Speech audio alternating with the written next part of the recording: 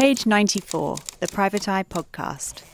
Hello and welcome to another episode of Page 94. I'm Adam McQueen and I'm joined in the Private Eye office today by Ian Hislop and Jane Mackenzie. But fear not, later in the episode we will be hearing from both of our other regulars, Helen Lewis and Andrew Hunter-Murray, who are going to be talking about President Trump and his Health Secretary RFK Jr.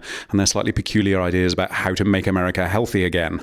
But first, the three of us are going to be discussing some of the stories from the last issue, specifically police bugging of journalists both in Northern Ireland and on our tellies, courtesy of ITV, and some of the things that have happened since our last edition came out. Specifically, we finally, after 11 months, have a new Archbishop of Canterbury, Ian.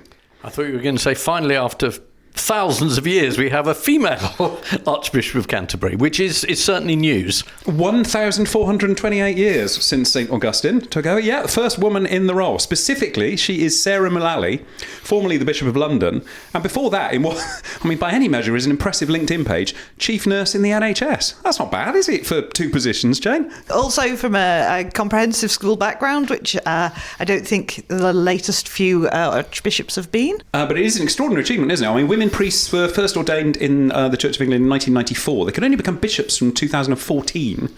So Mullally became Bishop of London, which is effectively the third in command of the Church of England, isn't it? It's after the Archbishops of Canterbury and York. Remind us, Ian, why did Justin Welby, her predecessor, why was he obliged to step down? Well, he had an unfortunate argument with someone at a drinks party at the British Museum, and he just had to go. I think we may be getting the timing slightly wrong on that one. Oh, yes, that was afterwards. No, self-regarding nonsense. He had to leave, quite rightly, because he'd been involved in one of the major scandals in the Church of England about his connection with a really horrific serial abuser called John Smythe, who'd run various Christian camps and had various connections with Welby over the years. And we'd written about it at some length, particularly Jane had. I should say for podcast listeners, actually, if you do want the full story, if you go back to episode 126 of Page 94, which we recorded last November, Francis Ween joined us to discuss the John Smythe case in depth. Essentially, it was John Smythe was an evangelical Christian who ran these camps around the country for young people, but also turned out to be sadistically beating young men in a shed at the end of his garden. That's a summary of the beginning of the story. After some people found out what was going on, he was moved a long way away from where he could be a problem for senior people in the Church of England, off to Africa. So the fact that he was just sort of exported to carry on behaving dreadfully was another big part of the scandal. And Welby was one of the many figures in the church who was found out to have kind of connived in this relocation rather than actually attempting to tackle the problem. Yes, and it turned out he sent him a Christmas card and he'd supported the mission. And all of these things didn't quite chime with the suggestion that he knew nothing about it and he had no links to this figure previous to when he first heard about him. And so there was a great deal of argument about safeguarding in the church, whether the head of the COE could actually continue in his post as head of the Church of England when the safeguarding had completely failed with Smythe, and more cases kept turning up of repeated failures with other priests, with other lay people in various positions. And eventually he decided very reluctantly that he had to go. And he left with no grace at all. Even after he'd been criticised for being graceless, he stood up in the House of Lords and basically said, well, the main victim in the whole thing was his diary secretary because, she had to rearrange stuff, which was unbelievably tone deaf. And various other bishops sat around laughing. But the one who didn't and covered her face in her hands was Sarah Mullally, who now takes over the job. And I think maybe as a basic requirement for the job, finding your predecessor cringe-worthy is pretty good. I mean, the ongoing safeguarding issues around the church, there's an awful lot of them still ongoing. That's presumably part of the reason why it's taken a full 11 months to appoint a successor. I mean, the Catholic Church managed a 2-day papal conclave, didn't they? So that's right. In order to appoint an archbishop for the Church of England, the first thing you have to do is appoint the panel that does the appointing. And they did have a great deal of difficulty putting together a panel because of the number of various sort of bishops and senior figures who also are sort of dealing with the fallout from their own safeguarding scandals, where within various different dioceses they have also failed to investigate or sort of done belated or poor investigations or cover-ups. So there are multiple people who you would have expected to have been on that panel who stepped aside or sort of had to be replaced. And what's Mullally's own record like on sort of safeguarding issues?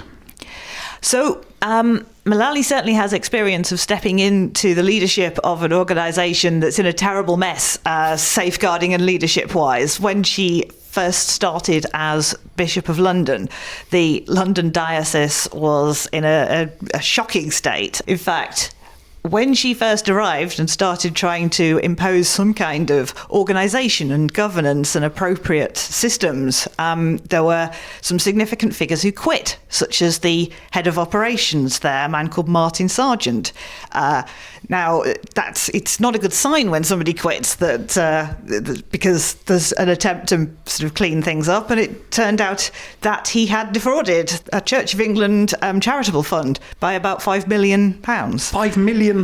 Wow. He's now in prison. Our readers will know much of the history of Mr. Sargent's desire to spend the church's money on gambling and on holidays and in living quite a high lifestyle. So the fact that he quit the minute someone new came in who wanted to have a look at things was not a great sign about the mess that was there.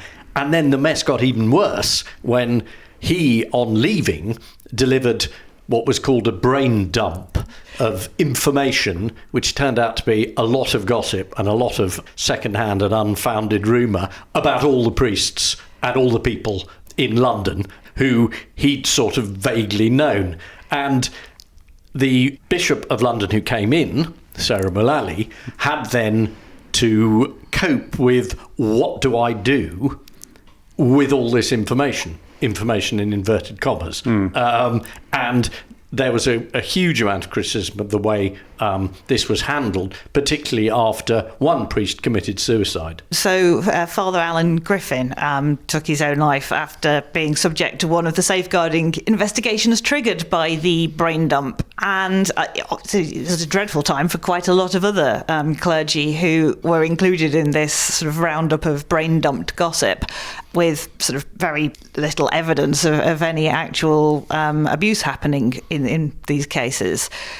So there was an inquest and investigation into all of this, and Sarah Mullally's response to the end of all of this was that she gave an unreserved apology for her part in having not sort of had processes and support in place for people quickly once all these safeguarding investigations got started. Well, now that is an interesting contrast, to give an unreserved apology for her part in it all. And I mean, it is slightly ironic that we now have an Archbishop of Canterbury who was accused of overzealotry in trying to prevent abuse, as opposed to underzealotry in trying to prevent abuse. You essentially can't win in the Church of England, but she seems to be can't winning in a slightly more positive direction. I would say it's another positive development after 1,428 years, isn't it, really? There are still people who are critical of her for that.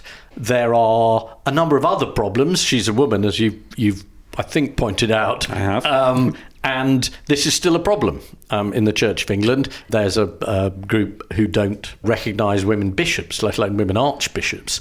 She has to reconcile that as point number one. Can I go for a really basic question here? Because what exactly is the job of Archbishop of Canterbury? It's not really one job, is it? And it's got very little to do with Canterbury, but it's in fact several jobs, isn't it, Jay?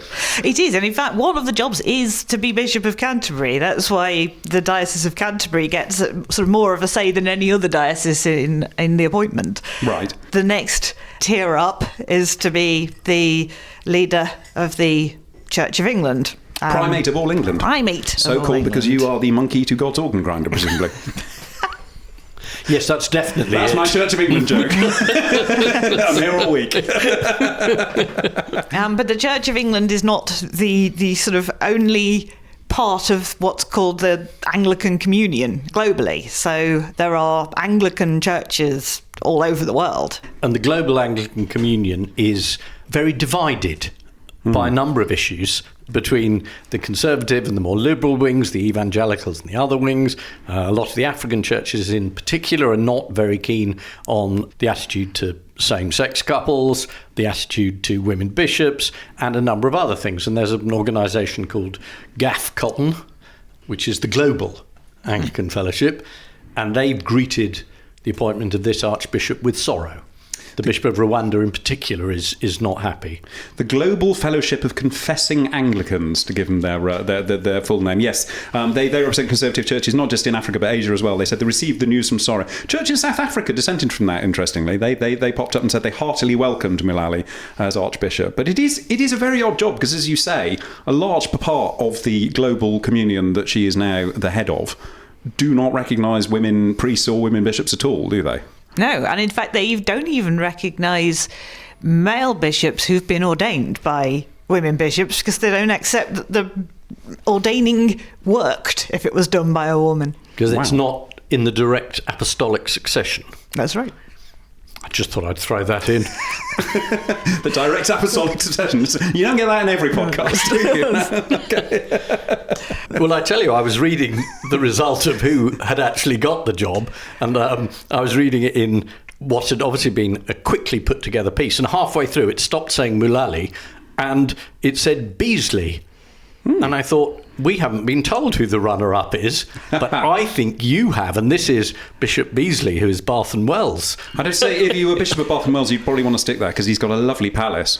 That's the one with a moat where the swans come up to ring a bell when they want feeding. Right. Yeah. Okay, well... West Country legend there. All I'm saying is there was a misprint, and maybe they knew more than I did. Possibly, yes. Maybe next time, Beasley. Maybe you'll get lucky. We should point out also there is another part to the job as well, which is that the Archbishop of Canterbury, along with, I think, 26 other bishops, also have seats in this country's Parliament, don't they, in the House of Lords? They do. That was, of course, where we made his crass resignation speech, joking about his diary secretary. But it's very odd, because it is a political role. I mean, a literally political role in that sense. But days prior to Sarah Mulali's appointment, her predecessor, George Carey, made an extraordinary intervention. He did an interview with The Telegraph in which he said the incoming Archbishop, should maintain a judicious silence on specific policies, and said that the Church had no more expertise than anyone when it comes to the ins and outs of how we handle migration, for example. I think the Archbishop of Canterbury is meant to have views on morality and ethics, that being part of the point of it. And I think the engagement in politics, it always infuriates politicians. I mean, they're very keen to invoke religion when it suits them, but when religious figures get involved in politics, even to say, I think this may be bad or good, maybe wrong, maybe against conscience, they get very, very upset by it. But as we all know, I mean, there is no way of escaping politics, and particularly not at the moment. And she will have to deal with politics, not just internal politics, and there's going to be plenty of that in the Church. She'll have to deal with real politics. I mean, her name was put forward by the Prime Minister to the King. I mean, this is politics. It absolutely is. George Carey, I should just say for the record, had to resign as a priest last December over not just his readmitting a priest who'd been banned from ministry after being accused of sexual assaults on teenage girls, but actually actively pushing colleagues to give that priest a particular job. So he might possibly consider taking his own advice on judicious silences, along with Justin Welby, I think. Is there not a silent order where all former archbishops could go for, I don't know, I'm thinking maybe 10 years? A Trappist location somewhere? I'm saying nothing.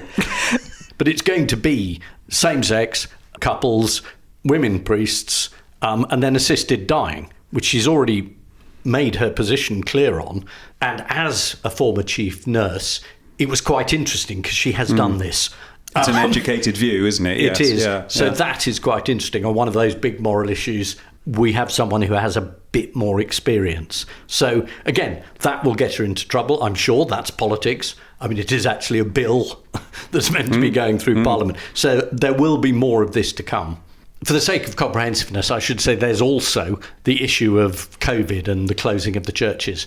And they were closed in London, even for private prayer, and a lot of priests felt that was a failure at the one time when the church was absolutely needed. I mean, with any candidate, there's a lot of baggage. So I just thought I'd mention as much of it as possible and wish her luck, obviously.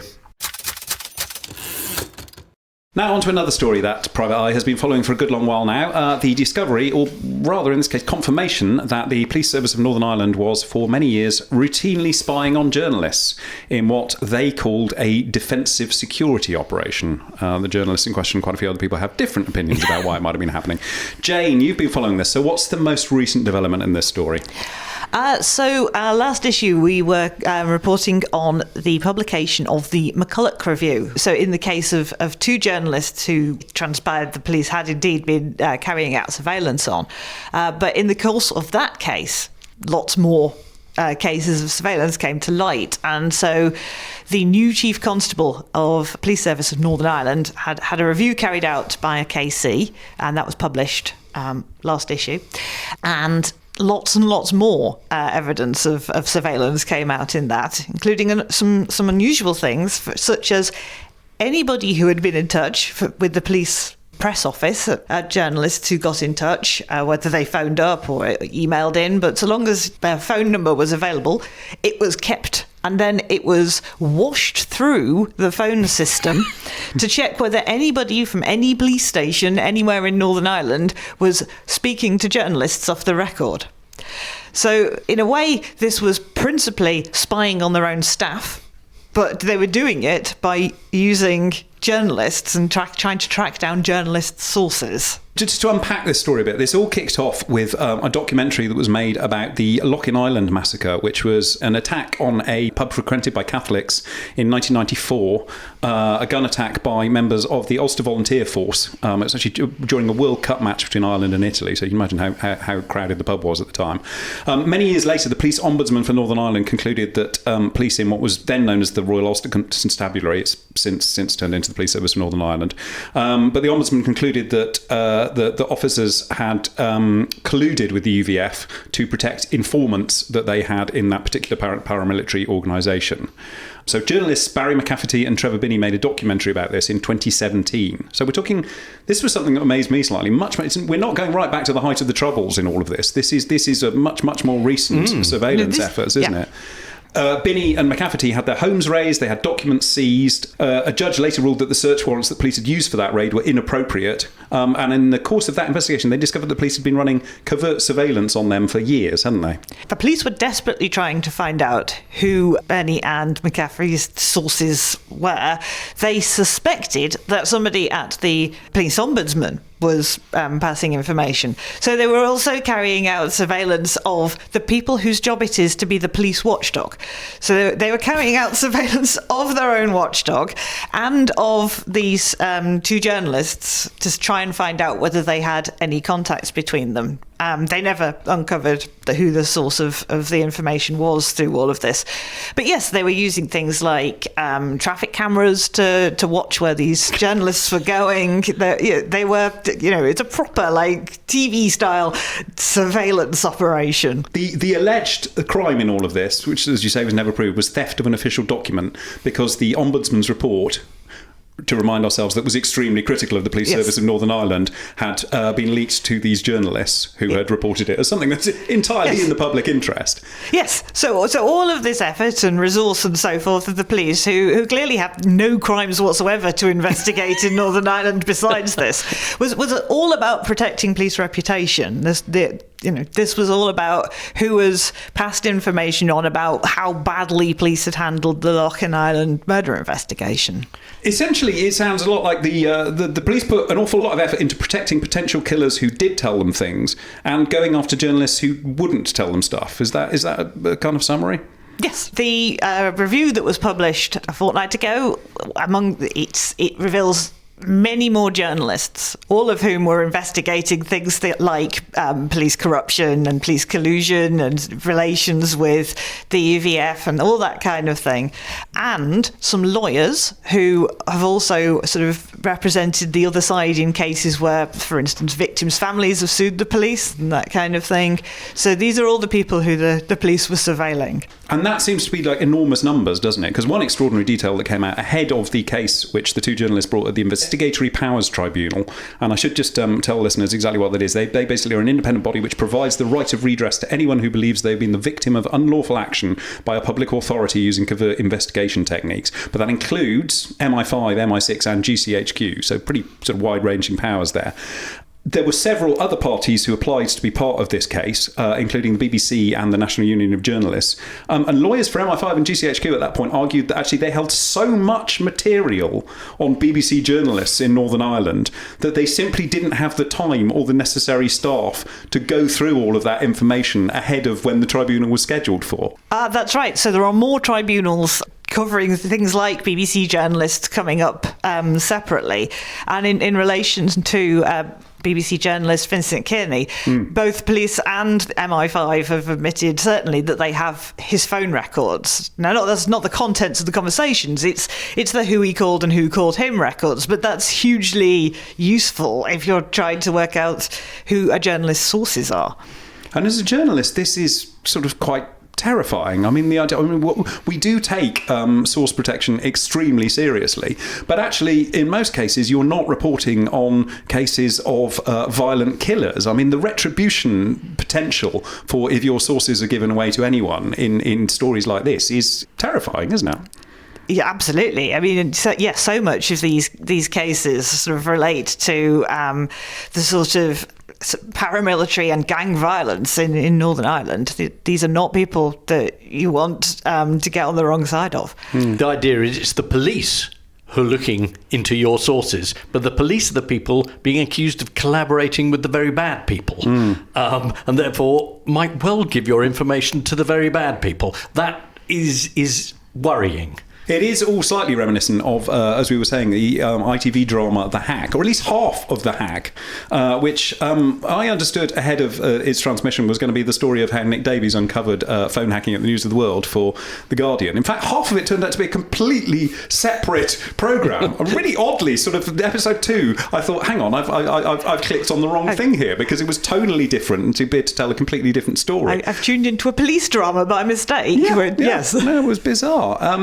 So it was, in fact, both halves of the drama The Hack are kind of stories that the eye has followed on and off over many, many years, if not decades. So the other half that wasn't specifically about Nick Davies and phone hacking was about the many police investigations into the murder of private detective Daniel Morgan in South London in 1987. And specifically the role of Dave Cook, a police officer who, I've got to say, came out slightly less heroic in the Eye's coverage over the years. Jane, tell us a bit about Dave Cook and his involvement in the Daniel Morgan case. So he's a detective chief superintendent, so quite a senior detective. So he took on the investigation. I think it was the 5th reinvestigation of the case. So he was sort of brought in to have another go at trying to find out who had killed private investigator Daniel Morgan, an axe murder, which there was a number of suspects involved in sort of organised crime. His investigation resulted, has not so far in the episodes I've seen, has not come out at all, resulted in both a high court case and an appeal court case, in which it emerged that he had coached witnesses for their evidence, and essentially this created a massive risk of a miscarriage of justice, and the High Court upheld that this was misfeasance in public office, and the appeal court later concluded that it was malicious prosecution. So the risks of miscarriages of justice when police officers do that kind of thing are very high. Yeah, it resulted in the collapse of the trial that they were hoping to bring in 2011, and as you say, and actually a payout for of more than £500,000 to the people who were accused of involvement in the murder of Daniel Morgan. And the case remains, even after these 5 police investigations and a large independent report on it in more recent years, unsolved officially. It is a fascinating case because it does touch on a whole axis of corruption within the police, particularly in South London, which also it has kind of like tendrils that go into the whole debacle over the Stephen Lawrence murder. Our late colleague Paul Foote looked an awful lot into what was going on around various police stations in South London and their involvement of various officers with corrupt kind of gangland figures there. It's also got massive tendrils, which is what the thing that connected it in the drama to Fleet Street. Street as well, what was Fleet Street. Both the News of the World, one senior journalist there, Alex Murunchak, was involved in putting surveillance on Dave Cook's family. That's depicted in the drama. But also the Daily Mirror as well. Famously, a lot of the police tapes and police bugs picked up journalists going in and having a chat with Daniel Morgan's associate, John Rees, at Southern Investigations, the company he ran, including Gary Jones, who went on to become, until quite recently, the editor of the Daily Express, discussing with Jonathan Rees, or sitting and listening to Jonathan Rees describe how what they were up to was very, very illegal. So it is the most extraordinary case, which so far no one has got entirely to the bottom of. The Commissioner of the Met Police, I should say, Mark Rowley, refused to accept the finding of the independent panel that looked into the various investigations into the Daniel Morgan murder, that his force was institutionally corrupt, just as he did the findings of Louise Casey, who ran an inquiry following the murder of Sarah Everard by a serving Met officer, that the Met was institutionally racist, misogynistic and homophobic. All of this, of course, ahead of last week's Panorama, which went into Charing Cross Police Station with some secret filming to prove that does pretty much appear to be the case. This applies to so many institutions. It's a default position. You're criticised, you say, this institution is really important, the church, the police, the BBC, the NHS. It's so important that we continue our good work that we must shut up everyone who says we're not doing good work. Now, you can see people falling into this, and for some reason Paula Venables comes straight into mind. This is the most blatant case of it. The post office is very, very important. We must defend the brand. And if the police do it, it's really dangerous. I mean, it's pretty dangerous when anyone does it. But for them to devote this much time to what is essentially revenge for bad publicity, it's not really lessons learnt. It's not we must, sort of make sure things are going better. It's just saying we don't like this. We're going to get our own back. And that, does the police no good at all. And of course, Paula Venables was also one of the shortlisted candidates to be Bishop of London back in 2018 when Sarah Mullally was eventually selected for the post. So we could be looking at Archbishop Paula now. Wow. The Daniel Morgan episode in The Hack, which was... I've read all the pieces all of you have written about this for a long time and understood only some of them. It is an unbelievably complex case. But I felt the fact that it was suddenly the News of the World spying on a policeman. I know it was there to demonstrate that they basically were out of control, the press, and spied on everybody and thought they were above the law, literally above the police and above everyone else. But for me, it confused what was the drift of Nick Davis' investigation, which was simpler to follow and ended up with various people from the Murdoch organisation going to jail and Mr. Murdoch having to sit there and have a custard pie thrown at him, which seems to me the big point of the story. But that may be just me. It did have extraordinary details which were taken directly from real life. The fact that when Dave Cook went in to talk to Rebecca Brooks, then editor of the News of the World, about the surveillance that had been put on his family. The excuse being, by the way, that they thought he was having an affair with the Crime Watch presenter Jackie Hames, to whom he had been married for quite some years by that point. So not the most convincing excuse. She did go directly from that, escorted by the Met's head of communications, Dick Fiduccio, to a reception with the Met Commissioner, which does sort of slightly suggest some fairly cosy relationships there, doesn't it? And that was a fine bit of the drama, I thought. The portrayal of Rebecca Brooks as a misunderstood and innocent woman. Absolutely. I thought it was top quality. How else could you possibly portray it, Ian? I think it's worth pointing out that the Nick Davis's book, which he's rewritten, is that right? He has. He's added an extra chapter on new investigations into what he says is evidence of corporate hacking, so specifically by management at News International, as it was, to try and interfere with kind of political decisions which were being taken over the proposed takeover of Sky at that point.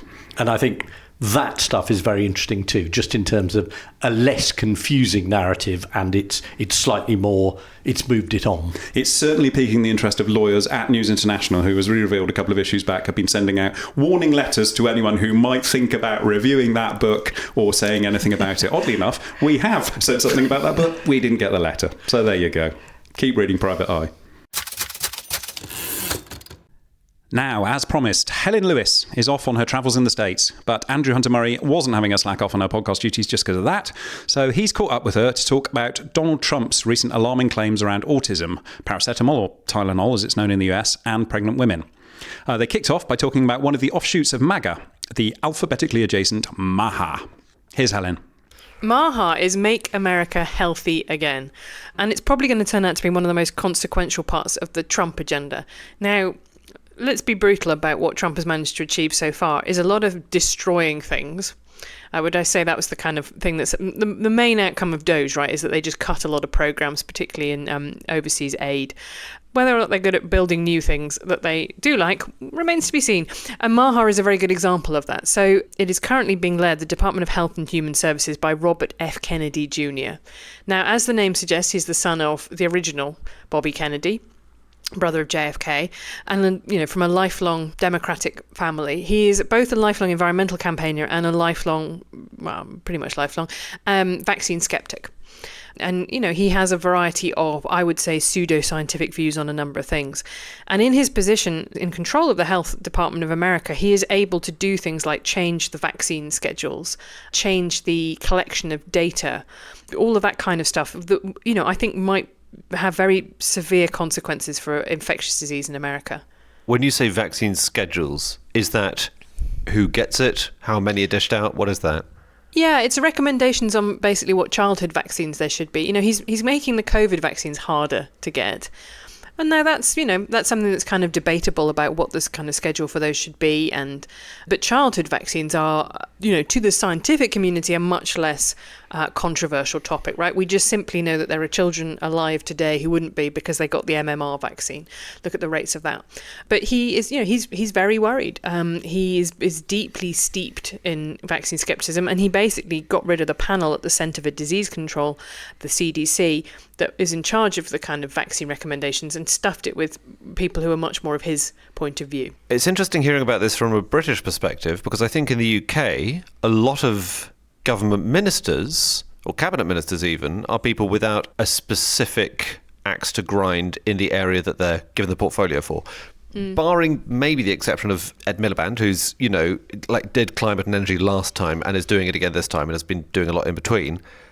Heidi Alexander hasn't been banging the drum for better bus provision for 30 years and has now finally been given the transport brief. So it's quite weird hearing about this from the RFK side of things. Yeah, and that's a reflection of really the unique way that he ended up in this administration. So, the Kennedys are the big Democratic Catholic family, and he ran initially for president as a Democrat. And so there's this very funny dynamic where quite a lot of Oppo research dump came out in, the spring of last year, which was, designed to kind of tank him, essentially, because what happened at that point was that he was edging towards the Republicans. So the Republicans loved him running as a Democrat because they thought the Kennedy name was going to kind of draw support away from Joe Biden. And then suddenly, hang on a minute, no, he's edging towards, he didn't get on the ballot as a Democrat, he's an independent. Actually, what do people who hate vaccines normally vote for? That's us, the Republicans. This might be a problem. And then so you started seeing this mad spate of stories. After hearing lots of stuff about his great environmental activism, suddenly you got to hear a lot of stories about, there's this time where we think he might have eaten a dog. He says it was a goat. I should clarify for the record. And then a further evolution happened, at which point Trump realised how great it would be to be able to have a Kennedy on his ticket, to say, people say I'm incredibly extreme and right-wing. Look at me, I'm reaching across the aisle. I've got a Kennedy. And, somebody said that to me when I was canvassing in Pennsylvania for people's opinions and ahead of the last election. They said, well, he's got a broad church. He's got a Kennedy. Not a good Kennedy. He's got very much one of the less good Kennedys. Yeah. I mean, there's quite a few fairly rogue Kennedys.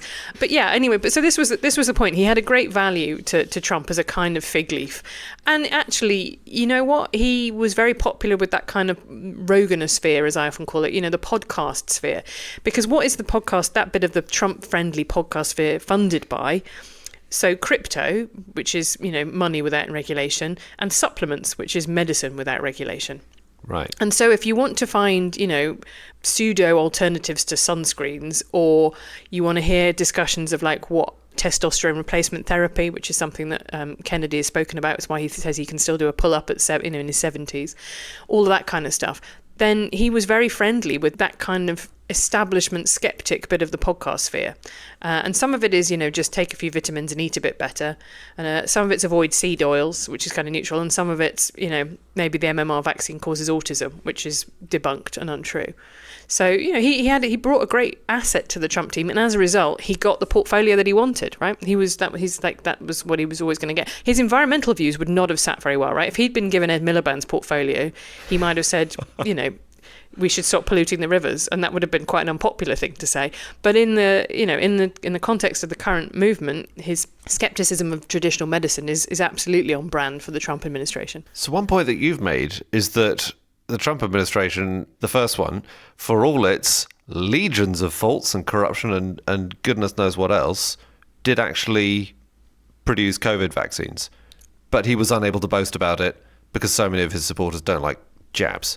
Yeah, there was a really funny moment in the hearing. So RFK Jr. was in front of a Senate committee hearing, being kind of scrutinised.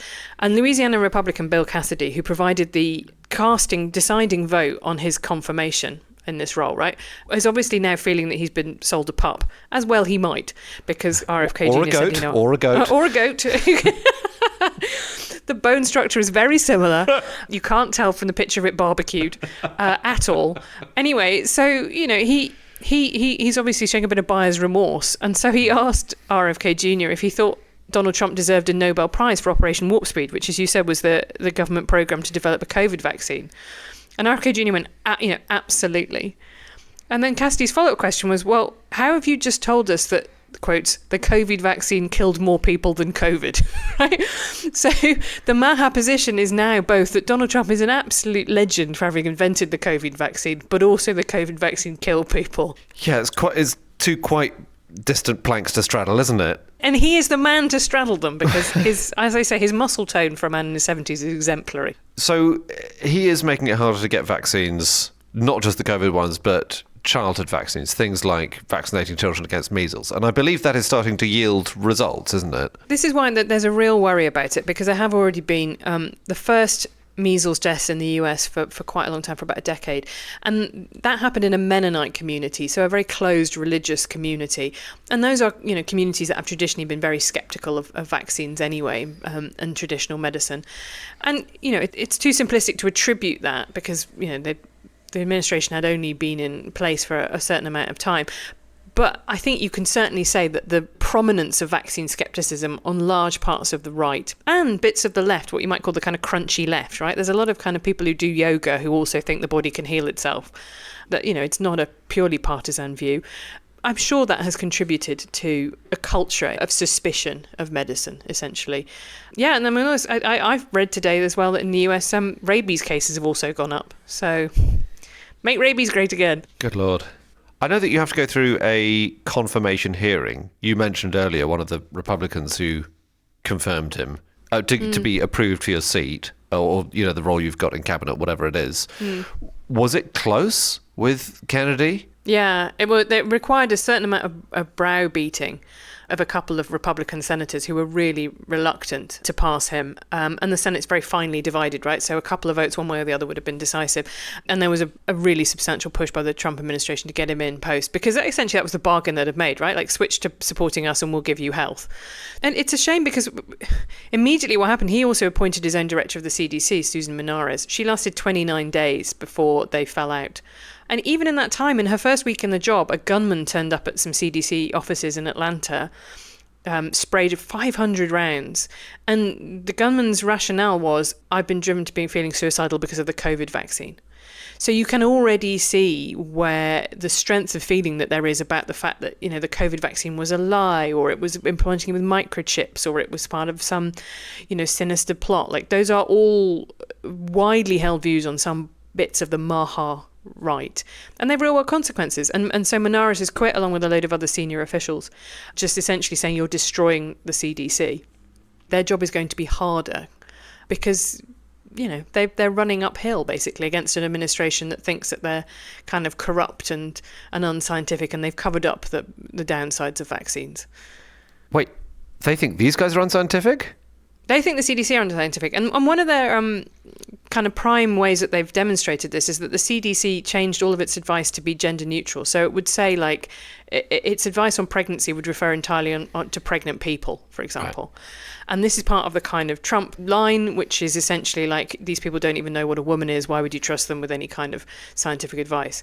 And to an outsider, I think that kind of seems kind of loopy, right? These are two very, like, a linguistic tweak is very different to, like, the question of whether or not a vaccine has side effects, which is something you can empirically establish.